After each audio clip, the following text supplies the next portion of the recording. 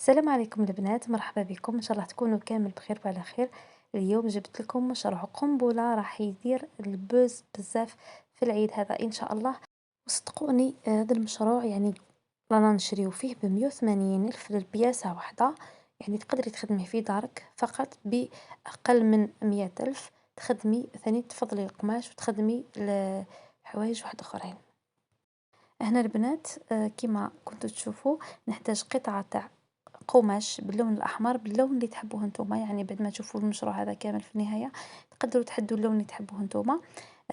أنا جبت 25 سنتيم من القماش هذاك الأحمر، هو بوعرضين يعني العرض تاعو راهو فيه 2 مترات و40 سنتيم. عندي هذاك البرودي اللي راكي اللي وريته لكم هذا وين. البرودي هذاك شريته بالباكي لانه كي درت حسابي اني نشري بالمترا، يعني نقول بلي راح نشري 5 مترات راح يسقام لي اني نشري باكي خير.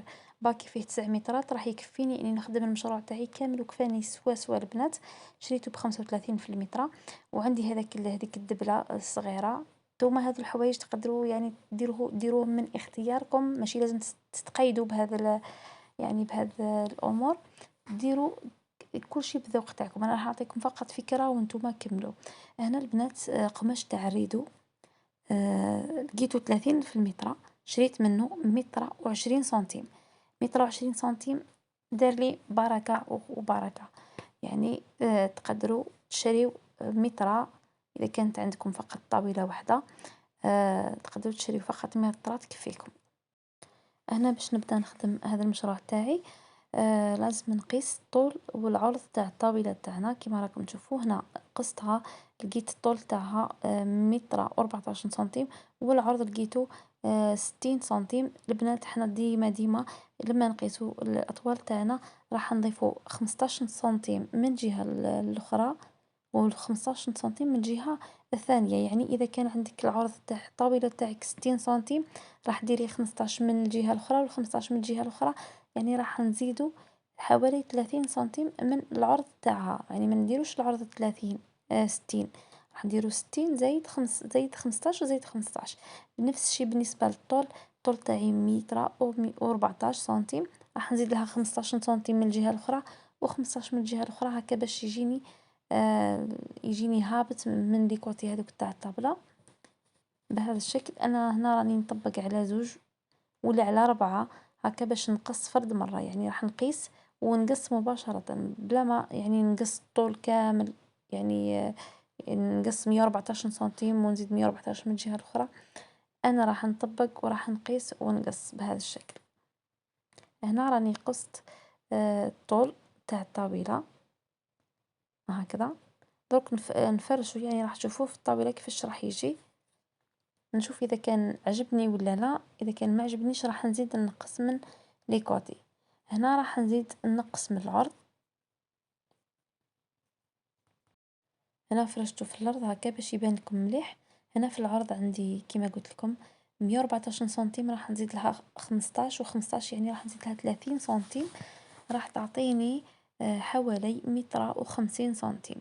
يعني راح نقيس أنا متر و50 سنتيم وراح نقص من جهة العرض. هذا راهو الطول يا البنات. أنا راح ندور من جهة العرض. هذا الطول راح نرجعه من جهة العرض هاوليكم، وراح نقص يعني متر و50 سنتيم في العرض. متر و50 سنتيم هنا بما أني طبقت القماش تاعي على 4 راح نقسمه على 2. يعني متر و50 راح ندير حوالي 75 سنتيم. هنا راح نقيس 75 سنتيم هاوليكم. بعد ما قصيته راهو جاني كامل سوا سوا كيما الطول كيما العرض. والجوانب راهم هابطين كامل ب15 سنتيم. هنا هادو الطرف اللي بقاو تقدروا ديروهم واش تحبوا. انا بالنسبه ليا هذوك الجوانب اللي يعني هذوك الجوانب قصيتهم احتجتهم باش نكمل به الناب تاعي. لانه البرود اللي شريته كان خاصني منه كان خاصني اني نزيد نشري على الاقل متر هكا باش تكفيني نكمل الخدمه كامل. بما أنه يعني خصيت شوية فقط قلت نكمل بهذاك الزائد تاع الناب. يعني ما كانش عندي خيار. بالنسبة للقماش هذا اللي بقالي راح نزيد نفصل منه للطاولات الصغار تاع الطاولة هذه الكبيرة. هنا راح نقيس 60 على 60 وجاوني سوا سوا يا البنات، صدقوني. هاي لكم طابلة، ورا هذيك الطابلة قصتها جاتني سوا سوا مع هذيك الطابل الصغيرة. يعني قصت 60 على 60 لكل طاولة. هاي لكم 60 على 60، وراح نحطها اكوتي. راح نكمل الخدمة اللي كنت مخليتها. هنا البنات هذا القماش اللي قلت لكم عليه شريت منه 25 سنتيم فقط، وراني قلت لكم بلي هذا بعرضين، يعني فيه 240 سنتيم في العرض. شريت فقط 25 سنتيم لاني ما نحتاجش بزاف منه. هنا راح نقطعه على زوج. هاوليكم جاني سوا سوا مع الطابلة تاعي كيما حبيتو. بعد كي قطعته على زوج، هنا راح نحاول نعدل كامل الجوانب يكونوا كامل مع بعضهم، يعني ما تكونش جهة كبيرة على جهة. بغيت قطعة تكون كامل 25 سنتيم. هنا راح ندير شكل نصف كرة ولا نصف دائرة بهذا الشكل، يعني نصف دائرة. هاوليكم نزيد الطرف الثاني اللي بقالي. من الافضل هذا البنات انكم تزيدوا تنقصوا في العرض تاعو، لانه الطاولات تاعنا الاخرين صغار. نورمال نقص منه. هنا ثاني راح نخدم نفس الشكل اللي خدمته، ولكن هذا راح يكون صغير، يعني هذا راح نزيد نقسمه على زوج، وراح نخدم منه زوج كيما هذاك الكبير، بصح يكونوا صغار. من الافضل كما قلت لكم تنقصوا من العرض تاعو، لانه ما يجيش شباب، لازم يكون ناقص عرض باش يجي مع الطابلة ويبين هذاك الناب اللي خدمناه. هنا راح نبداو نلصقوا هذاك البرودي اللي شريته. نلصقوا مع هذاك الناب تاع الطابلة الكبيرة، ولي ناب تاع الطوابل هذوك الصغار. هنا باستعمال السيليكون، واذا كانت عندك ماشينه تاع الخياطه يكون افضل، يعني باش تكون الخدمه تاعك متقونه. ولكن انا عندي ماشينه، ولكن فضلت اني نخدم لكم بالسيليكون باش تعرفوا بلي تقدروا تخدموا المشروع تاعكم بدون آلة خياطه. هنا فقط بشوي سيليكون.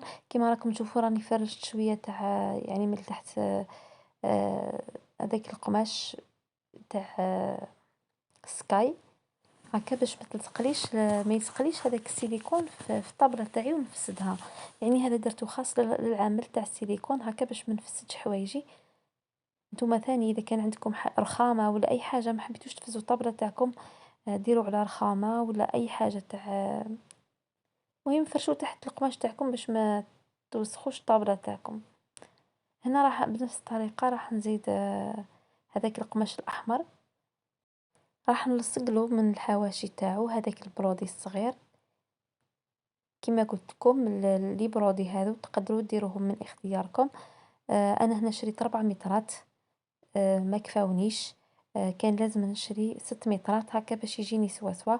ما معليش من بعد يعني راح نزيد نشري منه. المهم انا مديت لكم الطريقه وانتم تقدروا تطبقوها، والقياسات يعني على حسب الطاوله تاعكم وعلى حسب واش يلزم لكم. انا خدمت الطاوله هذه الكبيره وزدت خدمت الطاولات الصغار. هاوليكم البنات بعد ما فرجتو، يعني نفس الفكره اللي كنت حاطتها في راسي، الحمد لله خرجتها كيما حبيتها. ان شاء الله تنال اعجابكم انتم ثاني. هنا كيما راكم تشوفوا هذه السفيفه راهي خلاص لي، من بعد راح نزيد نشري ونكمل نخدم هذوك تاع الطاولات الصغار هكذا. كيما راكم تشوفوا راني نقصت من العرض تاع هذاك يعني هذاك القماش الاحمر تاع الطاولات الصغار هكا باش يجيوني سوا سوا مع الطابله هذيك الكبيره. وتجي باهيه وتجي مسقمه.